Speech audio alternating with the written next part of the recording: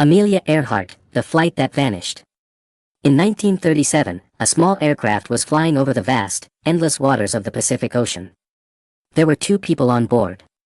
One was one of the most famous female pilots in the world, Amelia Earhart. The other was her experienced navigator, Fred Noonan. The weather was not completely terrible. The aircraft showed no obvious signs of a major mechanical failure, and there was enough fuel to make the planned journey, at least, that was the expectation. Then, suddenly, radio messages began coming in. They were close to their destination, but they couldn't find it.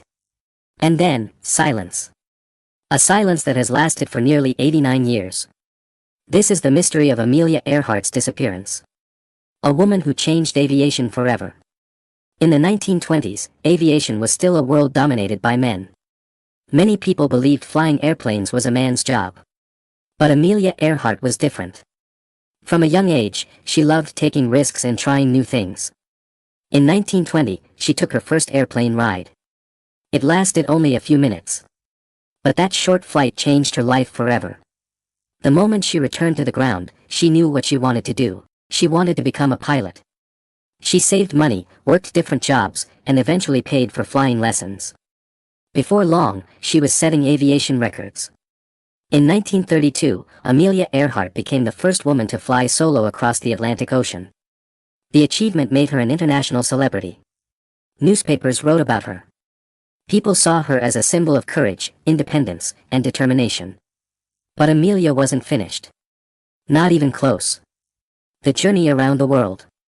In 1937, Amelia Earhart set out on an extraordinary mission, to fly around the world. Today, navigating across the planet may seem relatively easy. But in 1937, things were completely different. There was no GPS. No satellite navigation. And radio communication could be unreliable, especially over thousands of miles of open ocean.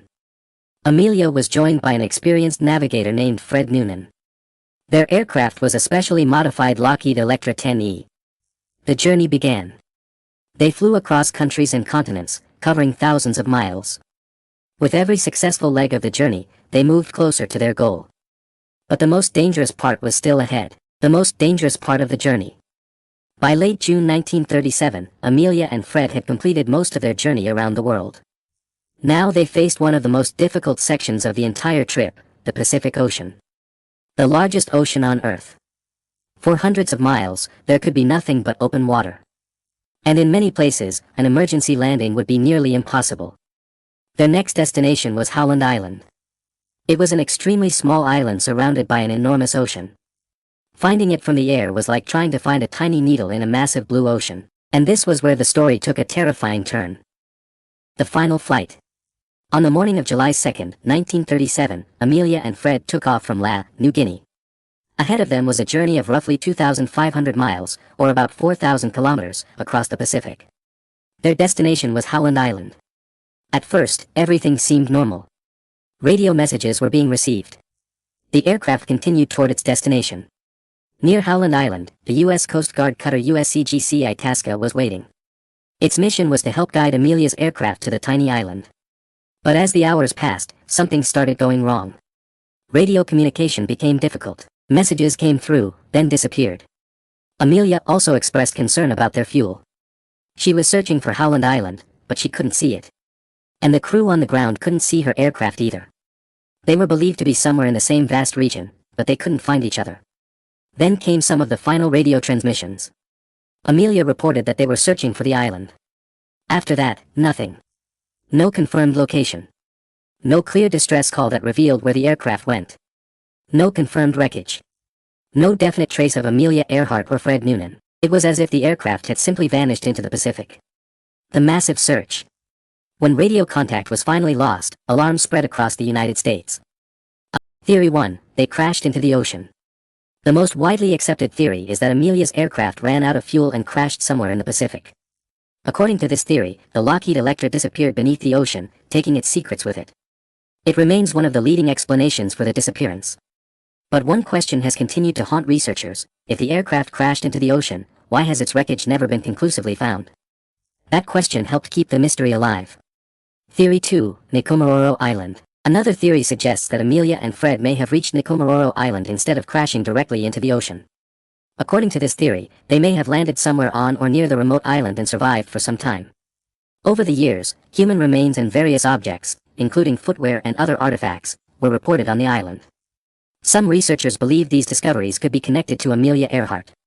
But no scientific evidence has conclusively proven that the remains were Amelia's. So the mystery remained. The most controversial theory. Then came another, far more dramatic theory. It's often called the Japanese capture theory. According to this claim, Amelia's flight may have been connected to a secret mission, possibly involving surveillance of Japanese-controlled territory.